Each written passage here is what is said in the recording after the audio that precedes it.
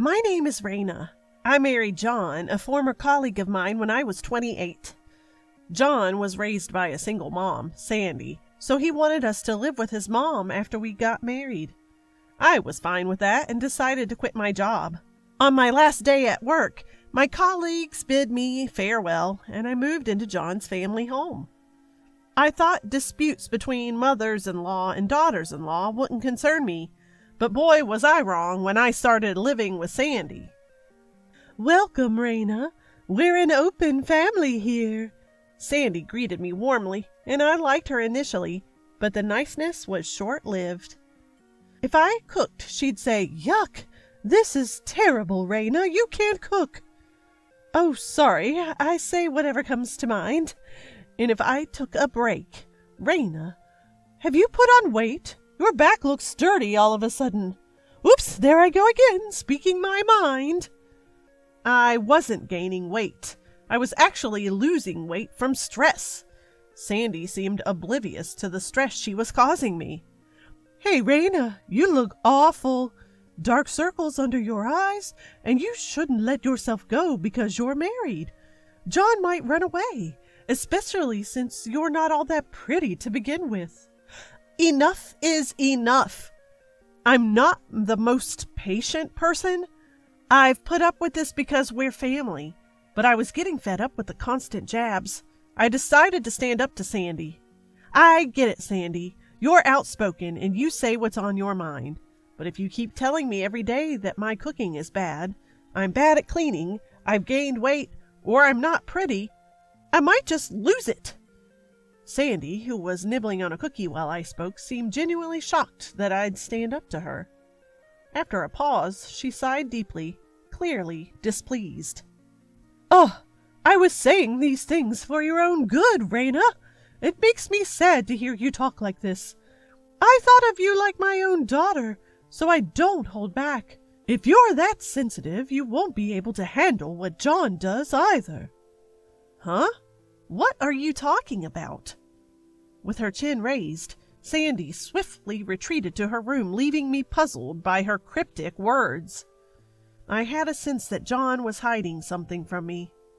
Sandy, never one for keeping secrets, was terrible at hiding the truth. From that day on, whenever Sandy made snide remarks, I started responding with phrases like, "That's hurtful," or "I find that offensive." As if to get back at me, Sandy began dropping hints about John's secret little by little. I can see why John would do something like that. John's business trips have increased a lot since we got married. I wonder why. One day, I couldn't take it anymore. Sandy spilled the beans. "Raina, you're so sensitive. It's understandable that John would stray." "You just admitted it." "What?" Sandy feigned confusion as I shoved my phone in her face. "I recorded our conversation. This will be evidence of John's infidelity. I'm planning to divorce him and seek damages." "What? No way! I might be mistaken." "No, John has been unfaithful. I have plenty of other evidence, too. I intend to divorce him and get a nice sum from his affair partner." Truth be told, I didn't need Sandy's admission. I had already gathered plenty of evidence on John, but I recorded her words out of a sense of revenge. When it came to divorce negotiations, playing that recording, John had him exclaiming, "Mom, why?" Sandy shrunk in her seat, mumbling apologies. And so my marriage to John came to an end after just a year. We consulted a lawyer, and it was agreed that I'd receive financial compensation from both John and his affair partner. I also knew the day I would be leaving this house full of in-laws. Sandy might lack common sense, but her son John was no better. After our divorce, he was planning to marry his affair partner, Zaria, and had the audacity announced that they, including Sandy, would be going on a honeymoon. And they planned to leave the day I was moving out. Just as I thought I never meant anything to John, I felt disgusted toward him, Sandy, and his affair partner. Before my moving day, Zaria had no qualms about coming to the house. She would hug John, spread out travel magazines on the living room table, eat the food I prepared, and then leave. Is her skin made of steel? I wondered. Sandy wasn't just unkind to me. She treated Zaria the same way too. But Zaria didn't seem to mind. When Sandy said, "Wow, you really caked on the makeup today. It's a bit overpowering," Zaria replied, "Oh, my makeup is really on point today." I was shocked. Maybe you need a heart that strong to be the wife in this house. I actually felt a bit of admiration. Still, my days living in this in-law's house were a series of hardships. Sandy berated me, my husband cheated on me, and on the day I was leaving, no one was there to say goodbye. I was the one who should have been sending them off, not the other way around. Early in the morning, I saw John and Zaria ready for their honeymoon, and Sandy stood there with a smile. I was in a complicated emotional state, but I politely said, "Thank you for having me," and left. They wouldn't be back for a while, so I had time. However, I didn't have much to pack, so I was done in one day. I contacted my brother and sister, who offered to help me move. "We're on our way," they said, so I messaged John too. "I finished packing sooner than expected, so I'll be leaving. Thank you for everything." He replied instantly. The message came with a picture. John, Sandy, and Zaria, all smiles, were in a group photo. "If you've got time, why don't you clean the house too? We're off to enjoy our honeymoon," it said. That made me burst into tears. What was my marriage, really? I gave up my career for this, only to be treated like a maid and receive no love in return? Getting sent a group honeymoon photo with Zaria was the last straw. I felt so pitiful I started crying loudly.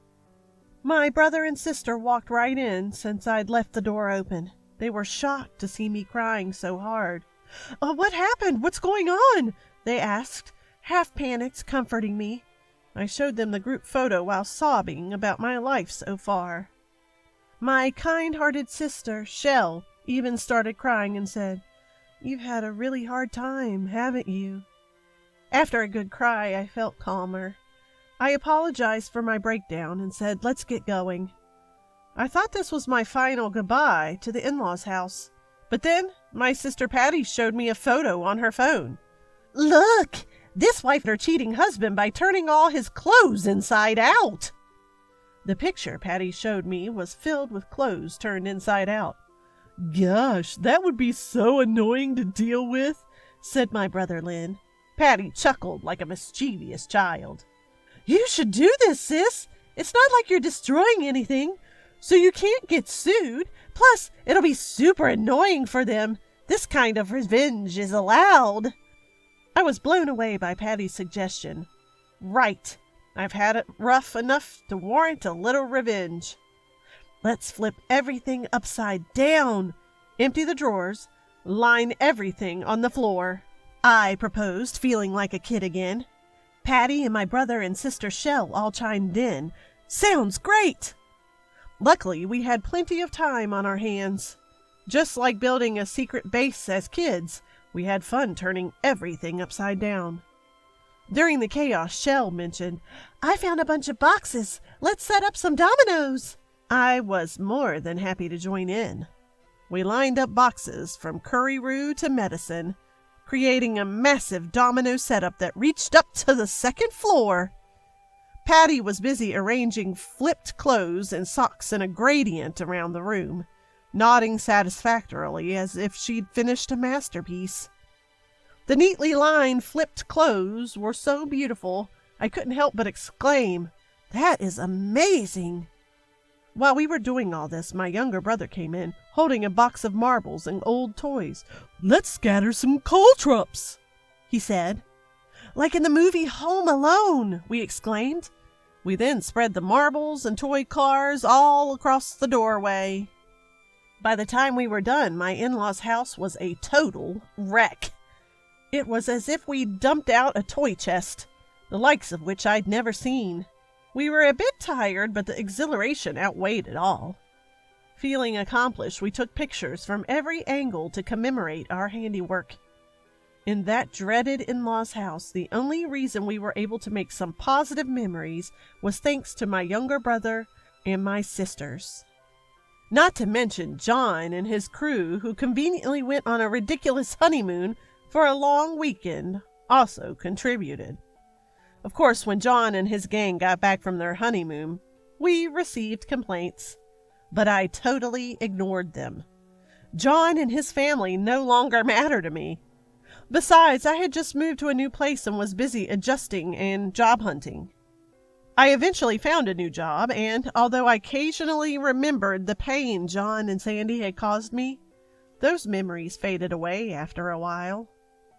Meeting a kind man at my new job who accepted me as I am and starting a new relationship also helped me escape that painful past.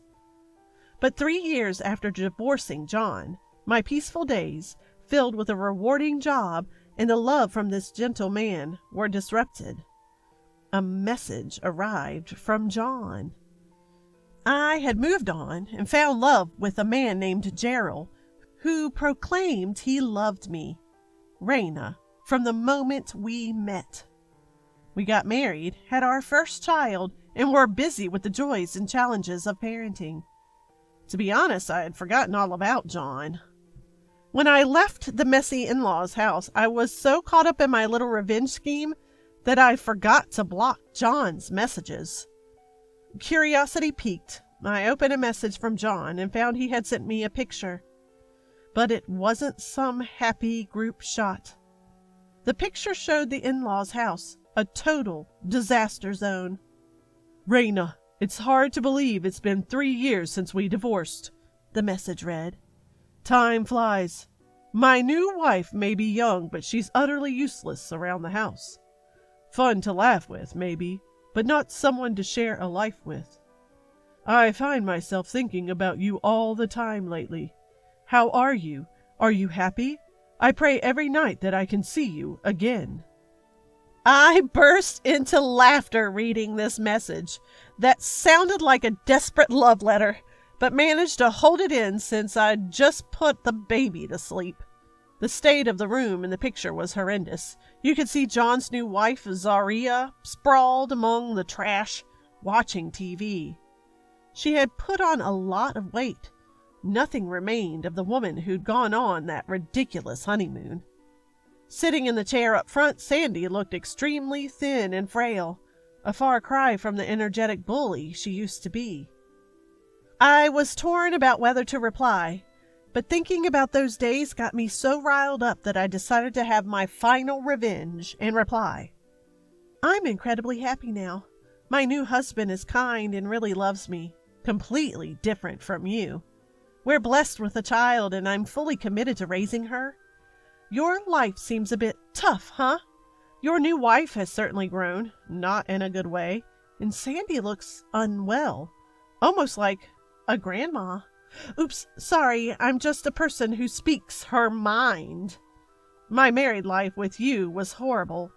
The only fun part was playing pranks when you guys were off on your honeymoon. Don't bother thinking about me anymore. Enjoy your life. Bye." Having sent my fittingly outrageous reply to that outrageous family, I blocked John's messages.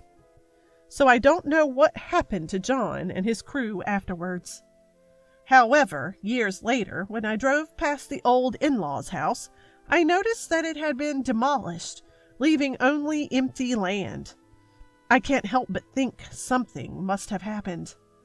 As we drove by the site of the former in-laws house, Patty started to say, "Mommy, Uncle, and Auntie play games here like in Home Alone." But I interrupted her laughing. "That's a secret." And so we drove past the remnants of what was once the in-laws house.